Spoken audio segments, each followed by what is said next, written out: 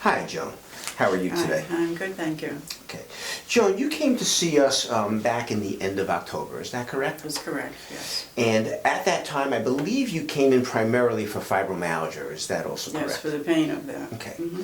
And then doing a case history, we also noticed that you had a diagnosis of Hashimoto's thyroiditis, type 2 diabetes, and some peripheral neuropathy, is that correct? That's true. Okay. So when you first came in, what were you hoping and what were you thinking about when you came to see us? I was introduced to your practice through a card that came in the mail that said there was help for people with fibromyalgia and other immune diseases. And I worked in healthcare. And I went from one professional to another trying to get some energy, have some pain control. A little hope would have been nice, but I didn't get that. They told me maybe I should try some other doctor.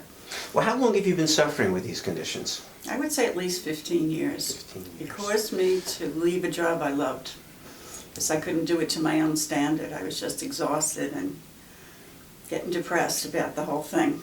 Yeah, I know it's very, very unsettling to have these health problems and have it affect you in such a global way. Mm-hmm. And then it's got to be equally frustrating to, not be able to get results, through, I'm sure you went to many doctors and tried, many different medications. That seems to be the pattern for a lot of our patients. I did. So when you met us, what did we tell you? You said there was hope for this thing. I didn't come for treatment for all of those things. I just thought if I could be pain-free at least part of the day, I would have some quality of life. That's all I expected. But I didn't expect all the other wonderful things that came along with it. I have more energy, and I do a lot more things with my family. It's really wonderful. It is wonderful. So when you first came in, we took x-rays of your neck. Right. And we had you fill out some assessment forms to kind of get an idea where your body maybe wasn't working as well as it could. Mm-hmm. Then we sent you out for some lab work so we can verify exactly what was happening with you and decide how best we were going to help Joan get healthy. Mm-hmm. And we ultimately came up with a regimen of upper cervical adjustments for your spine. And then we put you on supplements and nutrition to try and get your body back to a state of health that would allow you to feel better. Mm-hmm. Joan, how long did it take before you started to notice change? I noticed some change almost immediately. I changed my diet. That was a good part of it.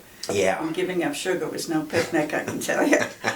But, I just continued to feel better. In the beginning, I was afraid to say I was feeling better because I thought it might not last. But anyway, I stayed with the diet and took the supplements that you recommended, and I continue to feel better. That's excellent. Now, from 0 to 100%, how much better would you say your pain is now? Oh my gosh, 90% better. 90% better in Right. 3 months. In 3 months. Isn't that wonderful? It certainly is. Yeah. And how'd you find our program? Did you find it easy or difficult?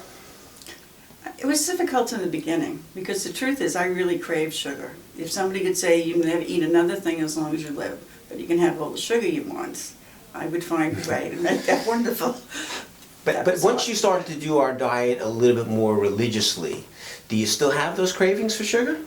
I still do, but it's so much less than it was. It's so much less. Yes. And you can manage it now. I can manage it. Great. Now, you mentioned that your energy was much better now. Did you feel like you were having a lack of energy because of all the pain you were in, or did you feel like you just were unexplainably, tired? Kind of both of it. I know that pain makes people tired. Even if they're in otherwise good health, they break a leg or something, it makes you exhausted. But that chronic fatigue syndrome, I was diagnosed with that.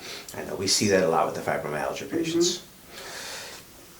You also complained in the beginning of, and we see this with a lot of patients, so it's not just you, where you had, I don't know, brain fog was the right term, or just a feeling of, not being as clear as you'd like to be, clear of thought, clear of mind. How is that doing? It's much better. I sort of chalked it off as a senior moment when it would happen. I was thinking clearly, and all of a sudden I'd feel sicker, and I wasn't thinking clearly. Yeah. So it's hard to explain to any physician. And a few of them looked at me like they weren't sure that I wasn't just making this up as I went along. Yeah, we've had patients come in and say, my doctor said it was fibrofog, like that explains it. Exactly. And not like, well, maybe there's some physiological reason behind why I'm not, thinking clearly, and never mind entertaining the thought that this could be better as well. You've been under care 3 months, which is a short amount of time for someone who's been suffering for so long, particularly for someone who now is showing, 70, 80, and even 90% improvement in most areas. The good news is it's just going to keep getting better, Joan. That's wonderful. How did you find the cervical adjustments? Fine.